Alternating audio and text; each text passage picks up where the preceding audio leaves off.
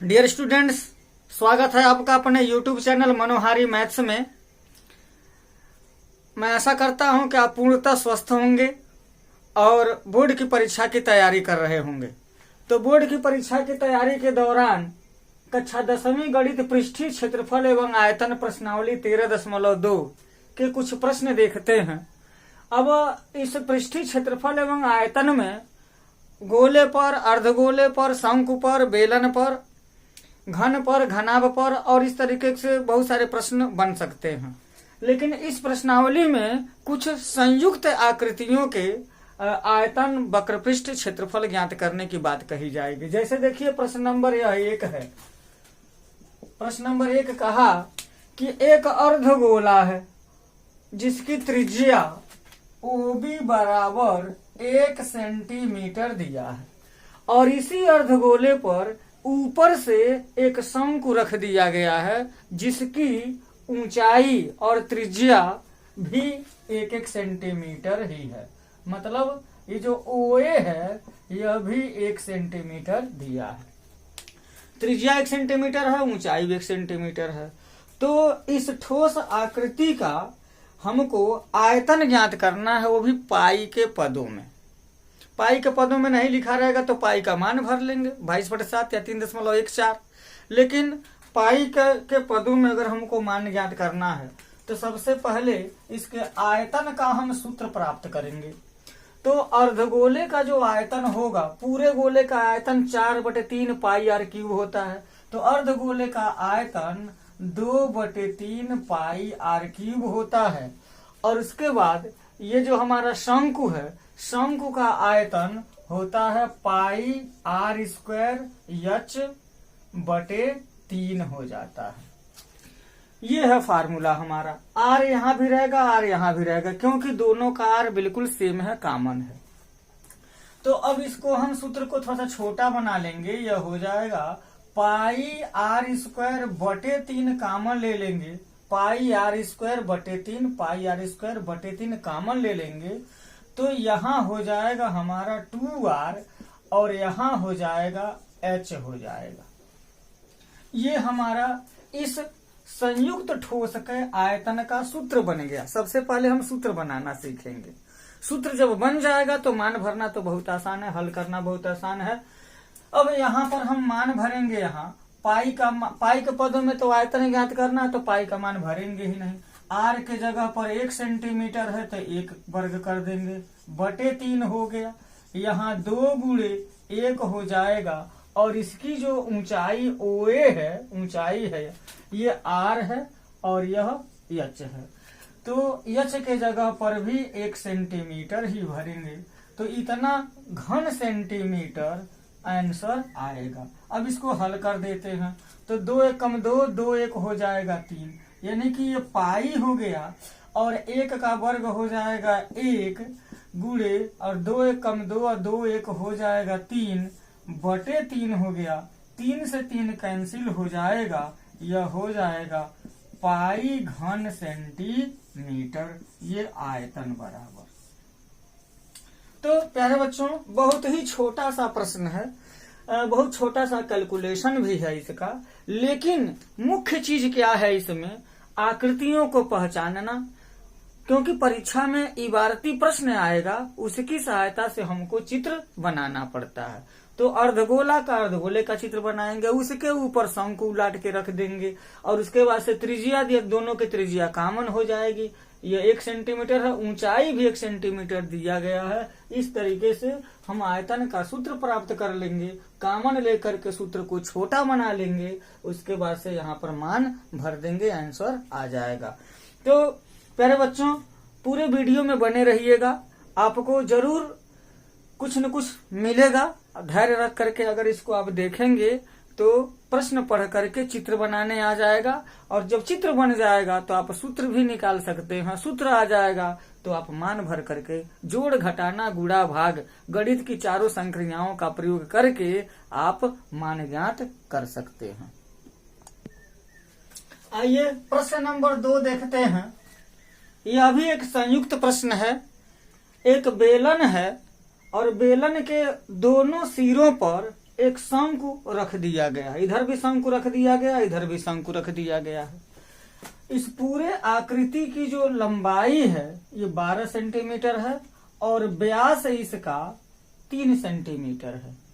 फिर जो शंकु की ऊंचाई है वो 2 सेंटीमीटर है, इधर भी 2 सेंटीमीटर है, इधर भी 2 सेंटीमीटर है। तो यहाँ पर हमको क्या निकालना है? निकालना है इसमें आयतन, इसमें हवा कितनी है ये निकालना है। इस ठोस आकृति का आयतन निकालना है। तो आयतन निकालने के लिए हम क्या करेंगे? सबसे पहले तो ये देखें, इसका व्यास दिया है 3 सेंटीमीटर, तो त्रिज्या हो जाएगी 3/2 सेंटीमीटर। और फिर देखिए ये पूरी ऊंचाई, बेलन की जो ऊंचाई आएगी, बेलन की ऊंचाई आएगी वो कितनी हो जाएगी? पूरा 12 है, तो 2 इधर छट जाएगा, 2 इधर छट जाएगा, 12 में से 4 निकल जाएगा, तो इतना 8 सेंटीमीटर हो जाएगा। तो अब हमको आयतन अगर ज्ञात करना है तो क्या होगा? आयतन ज्ञात करने के लिए पहले बेलन का आयतन चाहिए। बेलन का आयतन होगा πr²h। उसके बाद से शंकु का आयतन, शंकु का आयतन क्या होगा? πr²h होगा। h का मतलब, अब यहाँ पर हम दूसरा h भर लेते हैं, यहाँ पर कैपिटल H भर लेते हैं और इसको हम स्मॉल h, क्योंकि इसकी ऊंचाई कुछ और है, इसकी ऊंचाई कुछ और है, 2 सेंटीमीटर। तो πr²h/3 हो जाएगा। ये एक शंकु का आयतन हुआ, चूंकि दोनों सिरों पर शंकु है इसलिए दूना कर दिया जाएगा। ये सूत्र बन गया। फिर समझिए, πr²h बेलन का आयतन हो गया और πr²h/3 एक शंकु का आयतन होगा। 2 शंकु हैं तो दूना कर दिया जाएगा। अब सूत्र हम थोड़ा सा छोटा करें, πr² कॉमन ले लें तो πr² कॉमन होकर के h + 2/3h आ जाएगा। अब इसी में हम मान भर सकते हैं। पाई का मान हम चाहें तो 22/7 भर सकते हैं, बाद में भरेंगे। पाई को रहने देते हैं। आर के जगह पर आर हमारा कितना है? 3/2 है, यह वर्ग हो गया। एच के जगह पर 8 लिखेंगे। बेलन की ऊंचाई 8 सेंटीमीटर है तो 8 लिख देंगे। 2/3 गुणे एच। एच क्या है? शंकु की ऊंचाई है जो 2 सेंटीमीटर है, यहाँ पर हम 2 लिख सकते हैं। अब ये हमारा जो निकला है इसी को हल करेंगे तो आयतन आ जाएगा। होगा क्या? पाई गुणे 3 9/4 और यहाँ 8 धन 4/3 हो जाएगा, बराबर 9/4 पाई। और इसको जब हम जोड़ेंगे तो 3 × 24 हो जाएगा, 3 × 24 हो जाएगा और 24 4 हो जाएगा 28/3 हो जाएगा। अब यहाँ हम पाई का मान भी भर सकते हैं। पाई का मान भरेंगे तो क्या हो जाएगा? 9/4 गुणे 22/7 गुणे 28/3 हो जाएगा। बड़ा सिंपल सा एक गणना आ गया। यहाँ पर 7 चौके 28 हो जाएगा, 3 तिहा 9 हो जाएगा और 4 से यह 4 कट जाएगा। जो बचेगा वही हमारा आयतन होगा। तो क्या बचेगा? ध्यान दीजिए, नीचे तो कुछ नहीं बचा, सब कट गया। ऊपर 22 बचा है और 3 बचा है, तो 22 तिहा हो जाएगा 66 घन सेंटीमीटर। ये हो जाएगा आयतन। तो प्यारे बच्चों, ये सवाल लगाना उद्देश्य नहीं है, उत्तर लाना उद्देश्य नहीं है। इबारती को पढ़ करके कैसे हम चित्र बनाएंगे ये हमको ध्यान रखना है। तो ये प्रश्न पूरा हुआ। चलते हैं नेक्स्ट क्वेश्चन पर। तीसरा प्रश्न है, आप देख रहे हैं यहाँ जो आकृति बनी है ये गुलाब जामुन है। गुलाब जामुन क्या? गुलाब जामुन ऐसा है, वैसे तो गोल होता है, लेकिन एक ऐसा गुलाब जामुन बनाया गया है जो बेलन के आकार का है और उसके दोनों सिरों पर अर्धगोला है। तो बेलनाकार भाग की जो लंबाई है वो 5 सेंटीमीटर है और व्यास 2.8 सेंटीमीटर। देख पा रहे हैं यहाँ से यहाँ तक व्यास है, तो व्यास 2.8 सेंटीमीटर है। और कहा गया है एक गुलाब जामुन में चाशनी का आयतन, जो शीरा होता है चाशनी, उसका आयतन 30% है। गुलाब जामुन की संख्या 45 है, तो 45 गुलाब जामुनों में चाशनी का आयतन कितना होगा, यही हमको ज्ञात करना है। तो इसके लिए क्या करना पड़ेगा, सबसे पहले हमें 45 गुलाब जामुनों का आयतन निकालना पड़ेगा, और आयतन निकाल करके उस आयतन का 30% अगर हम निकाल देंगे तो चाशनी का आयतन निकल जाएगा, क्योंकि ऐसा ही कहा गया है। तो सबसे पहले हम गुलाब जामुन का जो आयतन निकालेंगे यही है। इसका आयतन निकालने के लिए क्या करना पड़ेगा, सूत्र बनाना पड़ेगा। बेलन का आयतन पहले निकालेंगे, पाई आर स्क्वायर एच। उसके बाद से ये अर्धगोला ऊपर है, अर्धगोला नीचे है, ये दोनों अर्धगोले को मिला देंगे तो एक पूर्ण गोला बन जाएगा, और उसका आयतन 4/3 पाई आर क्यूब हो जाएगा।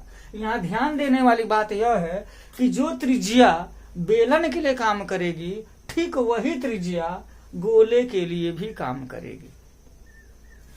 तो अब इसको तुमको छोटा बनाएंगे, पाई आर स्क्वायर हो गया एच प्लस यहाँ हो जाएगा 4/3, यहाँ आर हो जाएगा।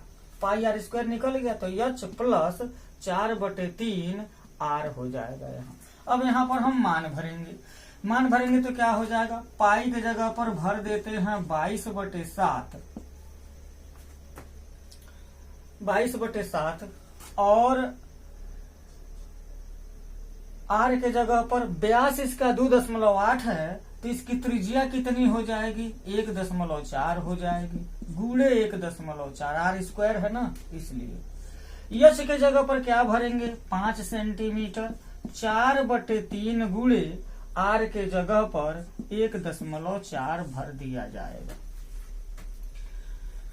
तो यहाँ पर एक गुलाब जामुन का आयतन निकाला जा रहा है, बाद में 45 से भी गुणा कर लेंगे, या नहीं तो अभी गुणा कर सकते हैं। 45 गुलाब जामुनों का जो आयतन होगा वो क्या हो जाएगा, यहाँ पर हम गुणे 45 कर सकते हैं, गुणे 45 कर सकते हैं, गुणे 45 कर सकते हैं। अब यहाँ 7 दूना हो गया 14, 0.2 बार में कट जाएगा, और ये हो जाएगा 22 दूना 44, 4.4 गुणे 1.4 हो जाएगा। और यहाँ क्या होगा, यहाँ हो जाएगा 3 पचे हो जाएगा 15, धन 14 चौके 56, मतलब 5.6 पूरे के बटे 3, और गुणे हो गया 45। अब 3 से तो हम इसको कैंसिल कर सकते हैं, 3 से काटेंगे तो 15 बार में कट जाएगा, 15 यहाँ 45, यहाँ हो जाएगा 4.4 गुणे 1.4, और गुणे 15 5 20.6 हो जाएगा, और गुणे हो जाएगा यह 15। ये हो गया 45 गुलाब जामुनों का आयतन। तो अब इसको थोड़ा सा और हल भी कर लेते हैं हम। हल करेंगे तो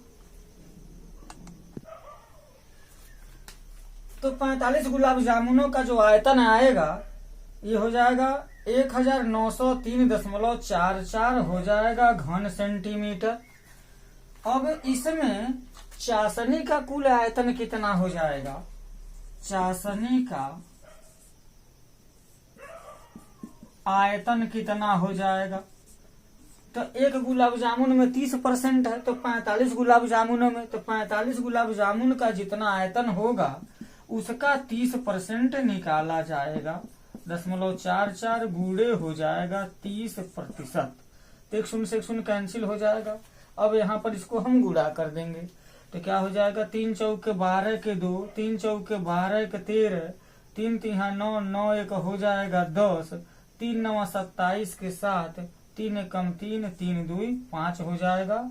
और 2 अंक के बाद दशमलव यहाँ लगता, ये 10 भी है, तो यहाँ जो के दशमलव यहाँ न लग करके अब यहाँ लग जाएगा।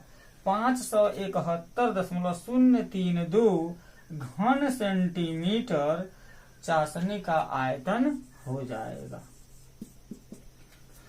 तो प्यारे बच्चों, इस तरीके से ये संयुक्त प्रश्न बेलन और अर्धगोला या गोला, बेलन या शंकु पर आधारित प्रश्न बनते हैं।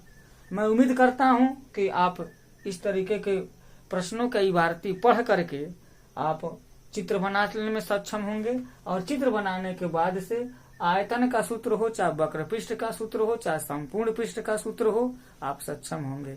आपने वीडियो को देखा, बहुत बहुत धन्यवाद। जय हिंद।